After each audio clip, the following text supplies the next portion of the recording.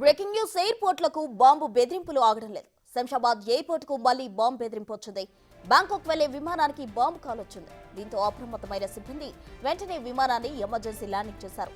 భద్రతా సిబ్బంది శంషాబాద్ ఎయిర్పోర్టులో ముమ్మర తనిఖీలు చేశారు. ప్రస్తుతం సిఐఎస్ఎఫ్ డాగ్ స్క్వాడ్ తో అణువణువు సోదాలు చేశారు.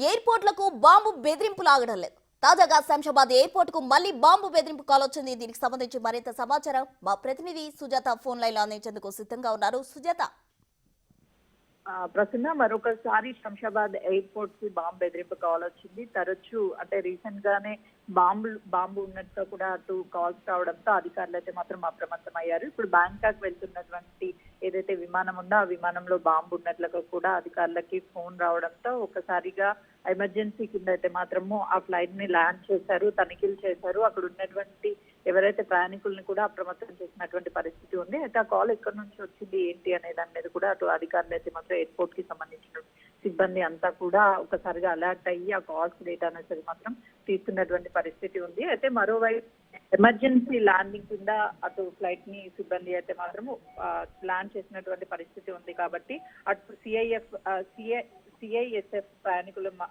ముమ్మరంగా తనిఖీలు కూడా చేశారు. ఎవరు ఏంటి అనే దాని మీద అయితే మాత్రం ఎయిర్పోర్ట్ సిబ్బంది అదేవిధంగా అధికారులు మరోవైపు దీనికి సంబంధించినటువంటి ఆధారాలను సేకరిస్తున్నారు. డాగ్స్ కార్డ్స్ తో కూడా మరమ్మతులు తనిఖీలు చేశారు. ఎందుకంటే తరచూ ఎయిర్పోర్ట్ కి శంషాబాద్ ఎయిర్పోర్ట్ కి ఇలాంటి కాల్స్ వస్తూనే ఉంటాయి. మరోవైపు అధికారులు కూడా ప్రయాణికుల పట్ల కూడా అప్రమత్తంగా ఉంటారు. లోపలికి వెళ్ళొచ్చేటప్పుడు కూడా అన్ని తనిఖీలు చేస్తారు. అయినా కూడా ఇలాంటి కాల్స్ రావడం వల్ల ఎమర్జెన్సీలో అయితే మాత్రము ఆ విమానాన్ని ల్యాండింగ్ చేశారు. ప్రస్తుతం అయితే మాత్రము అధికారుల అప్రమత్తంతో ఎలాంటి ఇబ్బందులు కూడా లేకుండా ప్రయాణికులు కూడా సాఫీగా వాళ్ళ ప్రయాణాన్ని కొనసాగించేందుకు ఏర్పాట్లు కూడా చేస్తున్నటువంటి పరిస్థితి ఉంది. ప్రస్తుతం రైట్ సుజాత, థ్యాంక్ యూ.